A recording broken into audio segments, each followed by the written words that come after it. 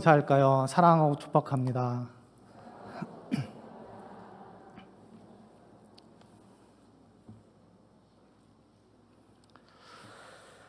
제가 말씀을 전하기 전에 먼저 질문 한 가지를 드리겠습니다. 여러분들이 느끼시는 하나님은 어떤 하나님이십니까? 다양한 대답이 나올 수 있습니다. 은혜로우신 하나님, 사랑이 많으신 하나님, 긍휼하신 하나님, 질투하신 하나님, 또한 어떤 분은 나를 힘들게 하신 하나님, 다양한 대답이 나올 수 있습니다. 각자 느끼는 하나님은 다르지만 저와 여러분은 하나님의 영광을 위하여 살아가는 자녀입니다. 이것은 신앙인들이 고백해야 할 중요한 고백이기도 합니다. 그런데요, 이 고백은 하나님을 아는 지식과 감정 그리고 의지가 포함된 고백이어야 합니다.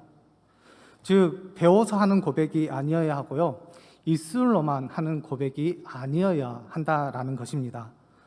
따라서 이 고백을 하기 위해서는 하나님에 대한 구체적인 경험이 있어야 하며 또한 그 경험을 통해서 우리가 하나님을 만날 수 있는 것입니다. 그렇지만 이 하나님과의 구체적인 경험은 저와 여러분들이 몸부림친다고 해서 절대 얻어지는 것이 아닙니다. 만남과 교제, 인도하심과 보호하심, 도와주심이 있어야 하는데 이런 것들은 하나님께서 주체적으로 지도하시고 또한 하시는 일들입니다. 그러기에 이런 경험이 나에게 있어 귀하고 경험하게 되면 우리의 입술에는 이런 고백이 나올 것입니다. 은혜 받았다 라는 그런 고백이 나올 것입니다. 하지만 우리가 하나님에 대한 경험을 하지 못한다면 결국은 우리는 하나님에 대해 알 수도 없고 또한 알지 못하기 때문에 하나님의 영광을 위하여 살아갈 수 없을 수 있을 것입니다.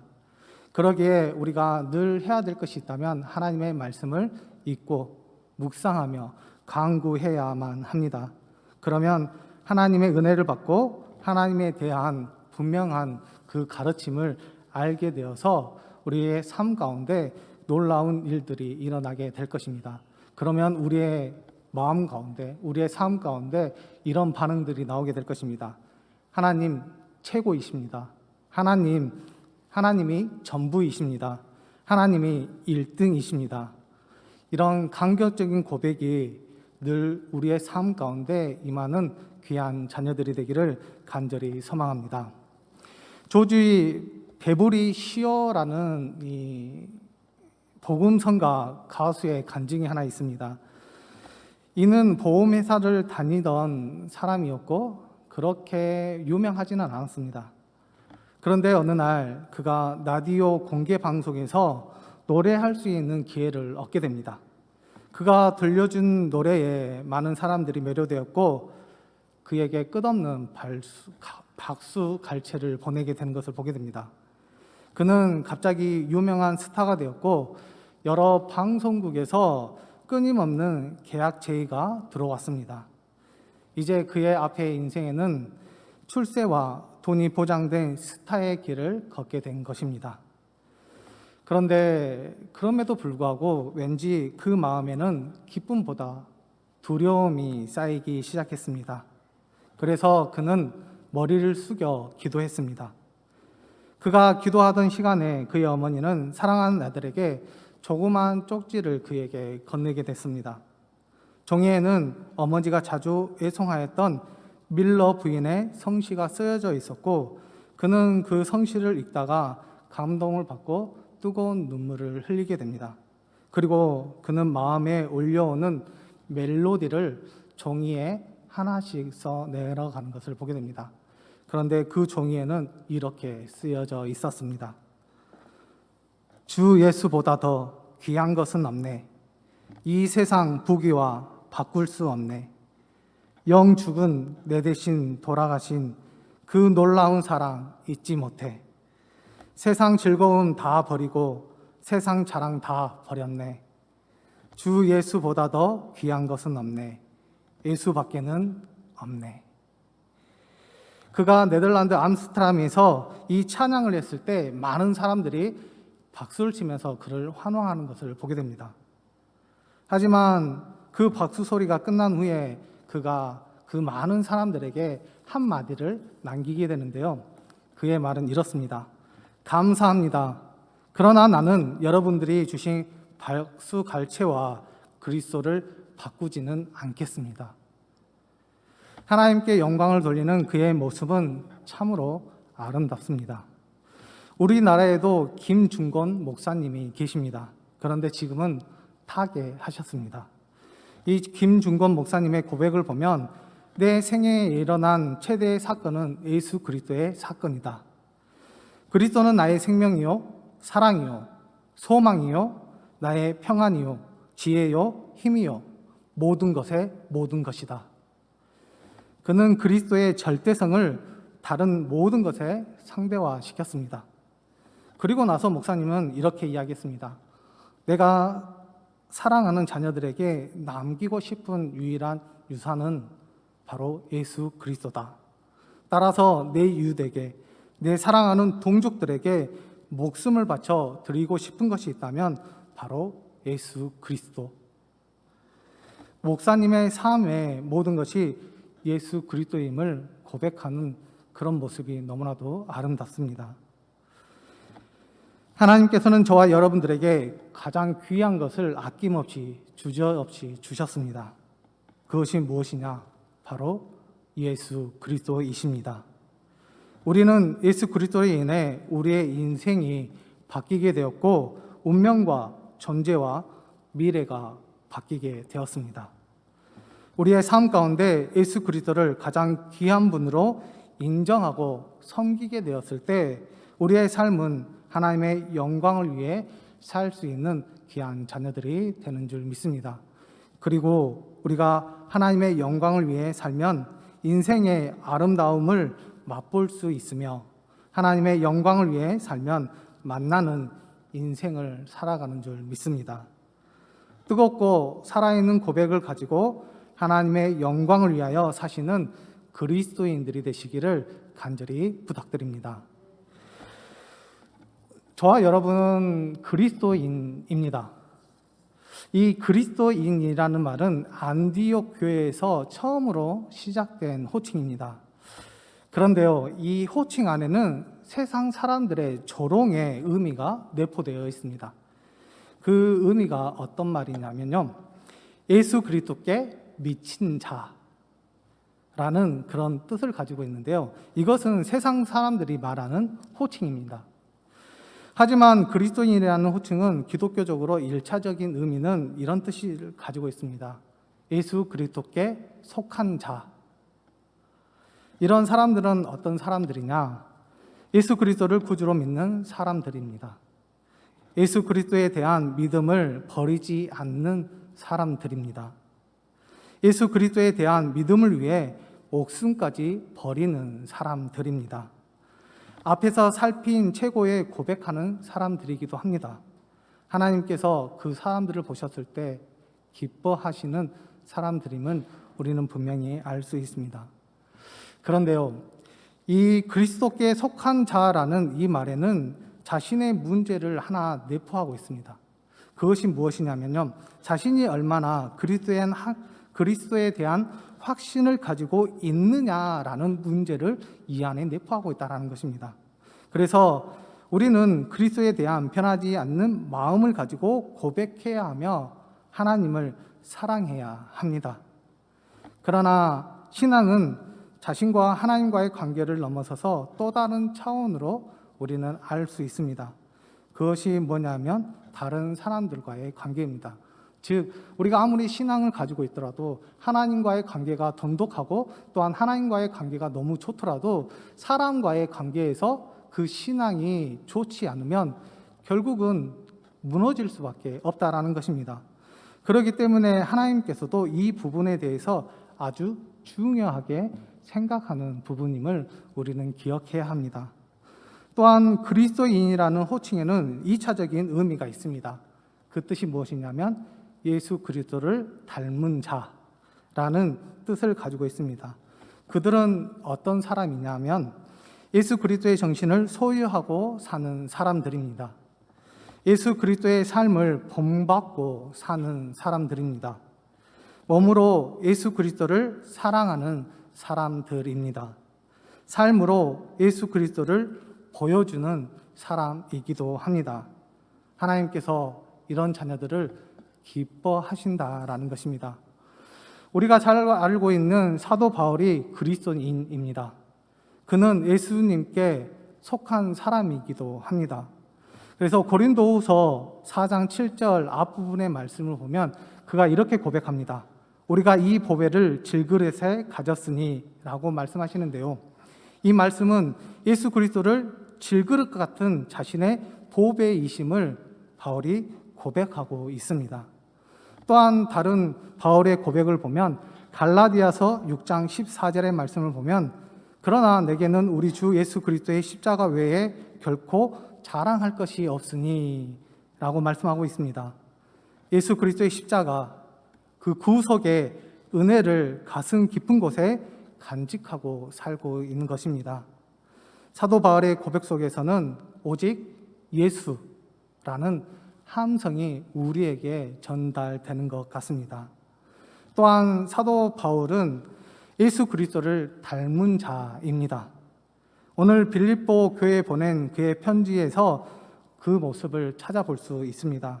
오늘 본문의 말씀 8절의 앞부분에 보면 이렇게 나와 있습니다. 내가 예수 그리스도의 심장으로, 예수 그리스도의 심장으로 다른 사람들에게 대했다라고 이야기하고 있습니다. 이 심장은 마음보다 더욱 강력한 의미를 가지고 있습니다. 크기와 강도에 있어서 비교할 수 없을 정도입니다. 그렇다면 예수 그리스도의 심장은 어떤 것일까요? 어떤 의미를 담고 있을까요? 여기에는 세 가지 뜻이 있습니다. 첫 번째, 예수 그리스도의 심장은 뜨거운 심장입니다.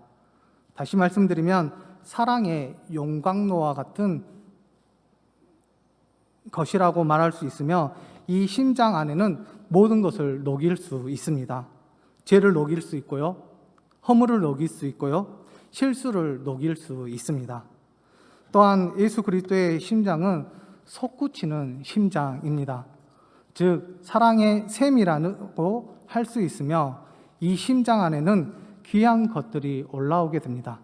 평안이 솟구치고요, 용서가 솟구치고 소망이 솟구치게 합니다.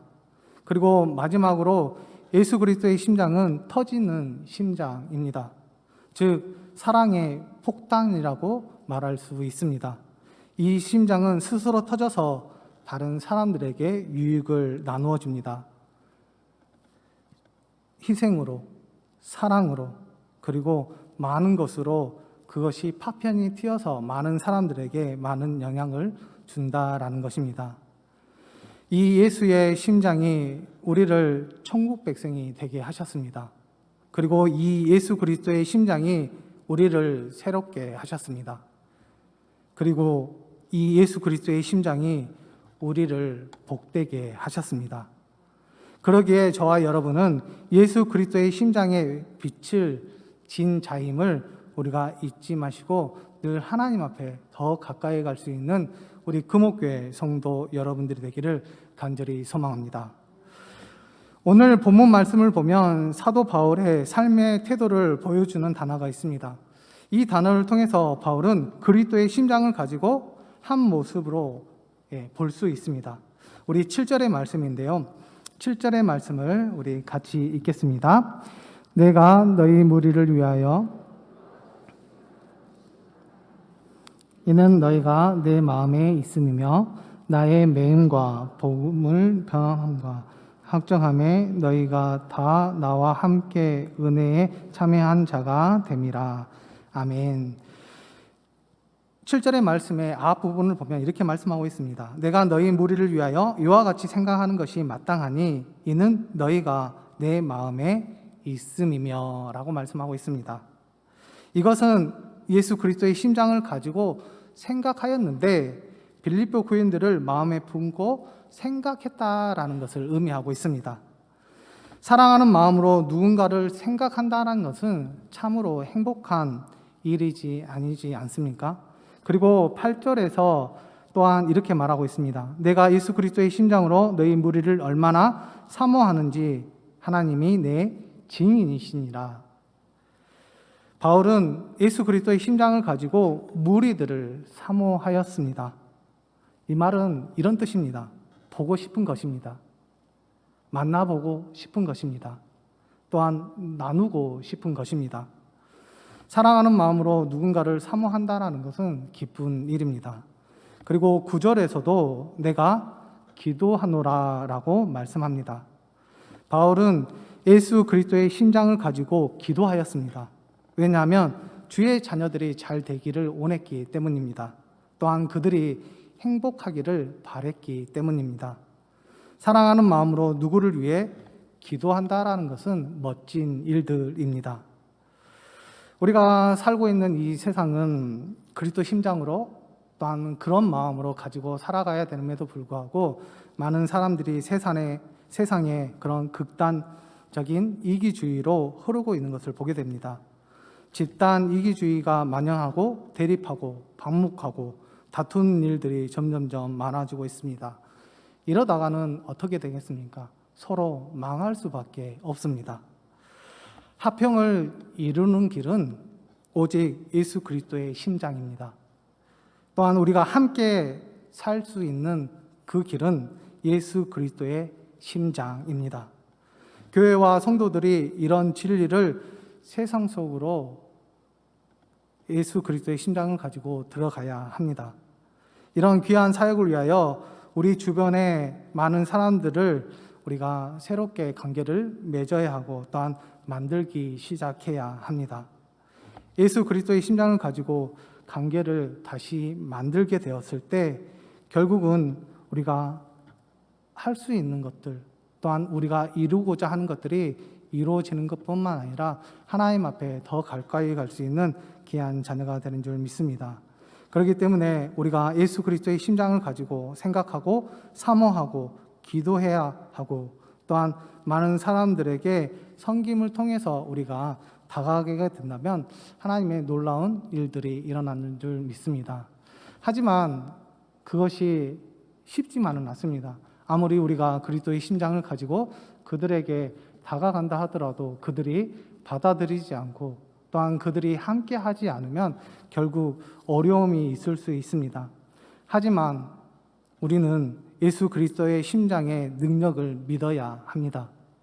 예수 그리스도의 심장은 많은 사람들의 마음의 문을 활짝 열리게 할 것입니다. 예수 그리스도의 심장은 많은 사람들의 마음을 따뜻하게 하는 것뿐만 아니라 사람들의 마음을 새롭게 해 줄 것입니다. 우리의 마음을 그렇게 만들었듯이 우리 또한 다른 사람들의 마음을 그렇게 변화시킬 수 있도록 예수 그리스도의 심장을 가지고 다가가기를 간절히 소망합니다. 예수 그리스도의 심장을 가지고 우리가 아름다운 관계를 맺고 또한 세상의 일들 가운데 우리가 그것을 가지고 나아가게 된다면 결국은 우리는 하나님의 자녀로서 또한 하나님 주신 사명을 잘 감당하는 것뿐만 아니라 또한 그것을 통해서 우리가 하나님의 능력이 나타나는 것이고 또한 하나님의 자녀로서의 온전한 삶을 우리에게 맡겨줄 줄 믿습니다. 그렇기 때문에 우리가 힘든 일이 있고 아픔이 있을 때 우리는 그리스도의 심장, 그 하나님께서 우리에게 닮을 수 있는 마음과 또한 하나님을 뜻을 알 수 있는 그 마음을 허락하셨기 때문에 우리가 그리스도의 심장을 가지고 앞으로 전진하게 된다면 어떠한 어려움과 힘듦이 있을지라도 그것을 헤쳐나아갈 수 있는 귀한 자녀가 될 수 있도록 우리를 만들어주시고 함께 해 주실 줄 믿습니다.